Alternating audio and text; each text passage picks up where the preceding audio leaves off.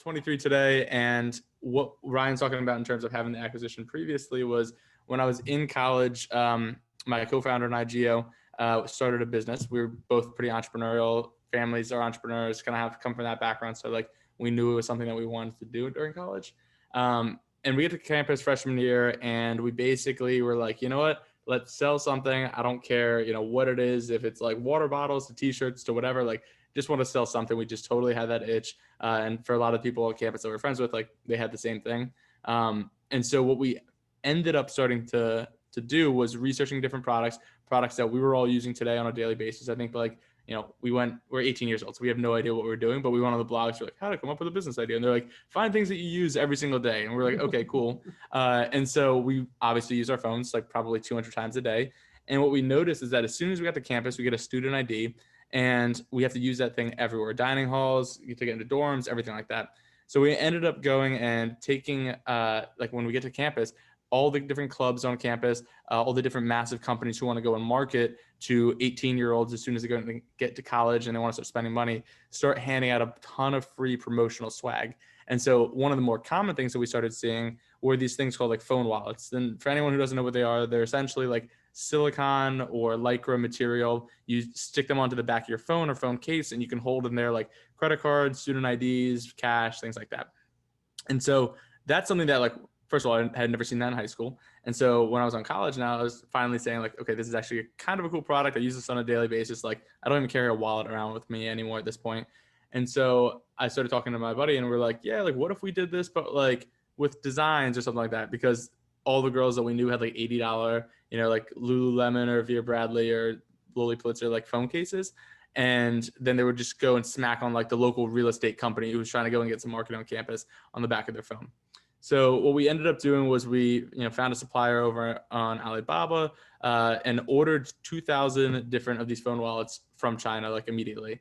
And so we get them into our college dorm room, and we get to the point where we're like, okay, cool, let's go sell this all around campus. Like we had no idea, no intention of becoming an e-commerce brand back then.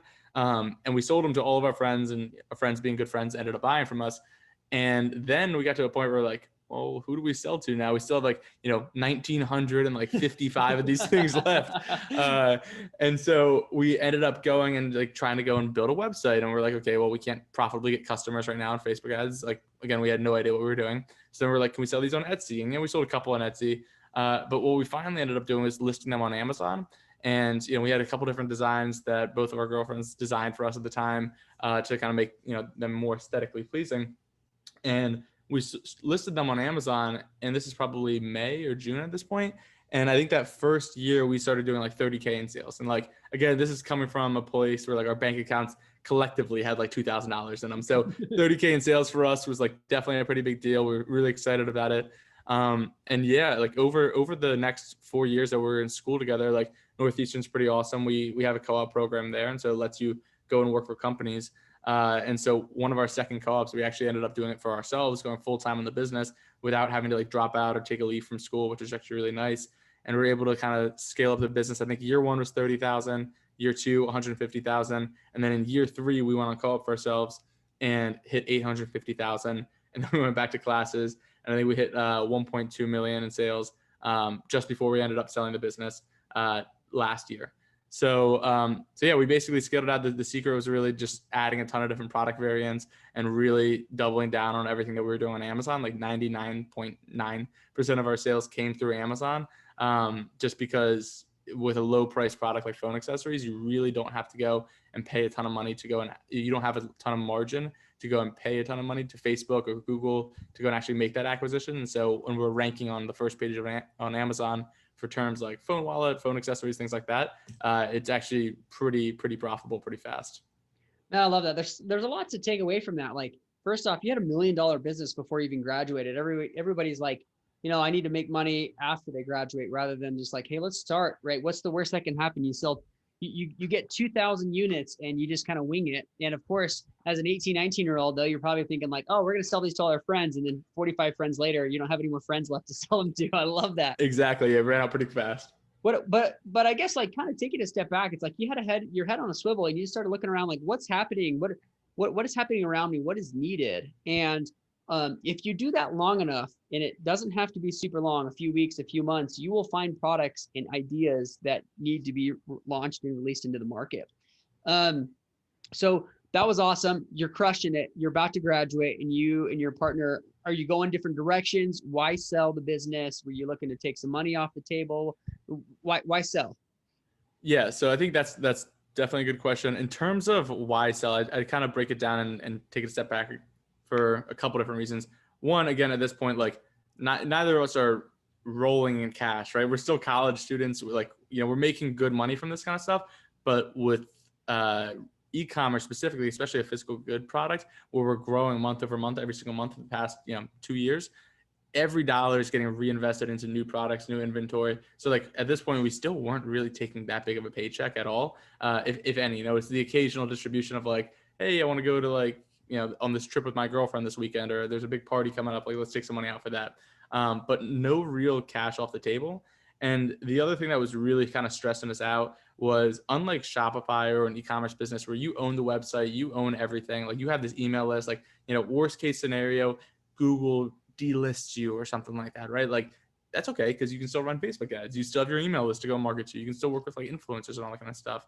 When we're 99.9% on Amazon, like from our standpoint, that was a huge risk, because we've heard stories time and time again of Amazon sellers getting delisted, their account getting shut down overnight. If Amazon sees you're logging in from multiple IPs, they'll suspend your account for a week. We hear horror stories about like the inventory getting lost in Amazon's warehouse. And so like, it's not that the business was bad, but the business had a lot of risk.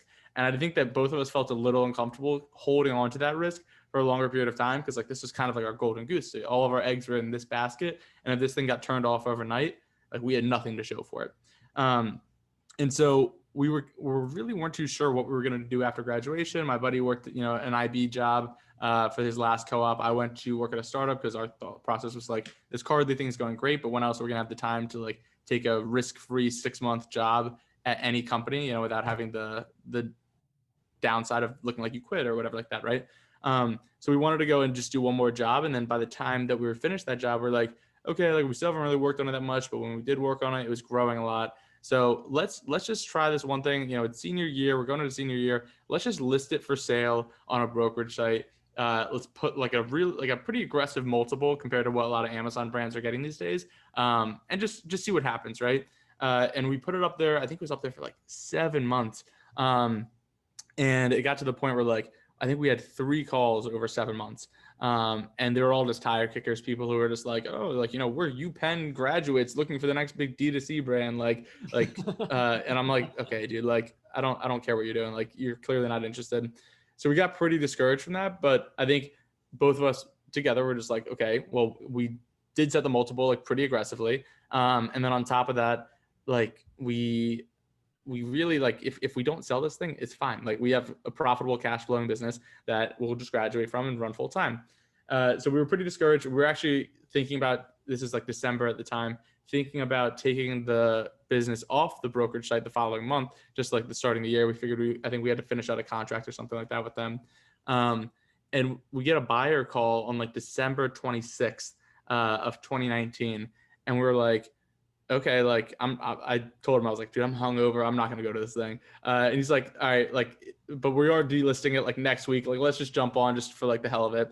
And I was like, fine. So like, I almost missed the meeting, ended up jumping on the call, and we get a broker talking to the buyer. And this woman's like, yeah, I've actually bought your product 3 times before. Like I love your product. When I came out on here, like looking for a company to buy, like I was looking for a product just like yours, like would love to make the deal go through. And I was like, okay, cool. So like, any questions for us? She's like, yeah. The one question I had is like, would you guys feel comfortable selling the business? I was like, yeah. That's why we're talking, right? I was like, yeah, absolutely. And so again, keep in mind, this is after my buddy just finished up a co-op where like he was one of like the only analysts at this investment bank over in Oregon for like 6 months. So he was doing all this deal flow. He's like used to due diligence. So she gets off the call, the broker, and in our head we're like, these calls have never gone that well. Like whatever, she sounded interested, but who knows? The broker was like, guys, yeah, we'll see what happens. Like, you never know with these kind of things. And he's like, oh shit. She just wired the money. And so she just wired all the cash to the guy on the spot. And my buddy and I were like, cool. So like, what do we do? He's like, well, I've never really seen this before. So let me go and talk to her and make sure she's cool with us all. But if everything goes according to plan, yeah, we'll get the paperwork done. So we're talking, we're like, okay, this must be like a tax thing. Like she must have made a ton of money on her other businesses because I think she owned a couple other brands.